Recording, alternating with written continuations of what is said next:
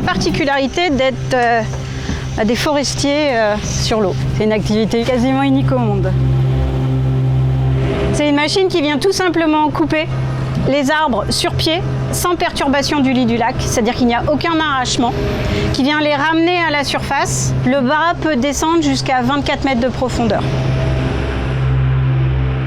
Il a grappiné en fait un tronc, l'a sectionné, est en train de le remonter et va le mettre dans un de ses paniers sur les côtés. Un panier fait environ à peu près 30 mètres cubes, on va dire 30 tonnes pour schématiser.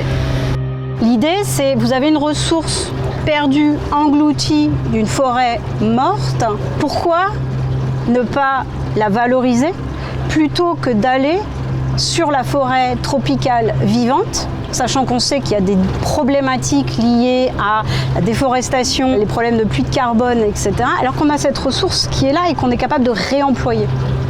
Petit Saut, donc c'est un barrage qui a inondé toute une zone de forêt, sauf que l'écosystème s'est recréé autour de ces arbres. Il y a des études aujourd'hui environnementales qui montrent que ça va avoir un impact sur la biodiversité. Déjà, il n'y a pas d'activité humaine qui n'a pas d'impact. C'est vrai, c'est un projet qui peut poser question, et d'ailleurs, il y a des questions qui sont très légitimes, surtout que c'est un lieu iconique du tourisme de la Guyane, mais c'est comment est-ce qu'on valorise une ressource qui est déjà là et qu'on en fait quelque chose de positif pour le territoire. La filière bois en Guyane, c'est une petite filière au niveau national, mais c'est le deuxième secteur économique. Aujourd'hui, elle emploie 1200 personnes, elle crée 100 millions d'euros de richesse. Donc il faut qu'on soit capable de montrer aussi qu'on peut avoir de l'activité économique en Guyane qui fonctionne. On n'est pas un territoire qui est voué à vivre du RSA.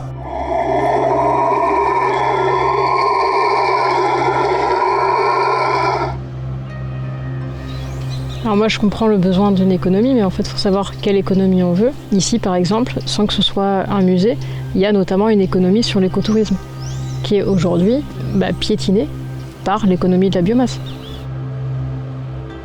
Hier je regardais le discours du président Emmanuel Macron à la COP30, où il dit comme point important, comme priorité, il faut faire confiance à la science et ça doit guider nos politiques. Là on a exactement le contraire.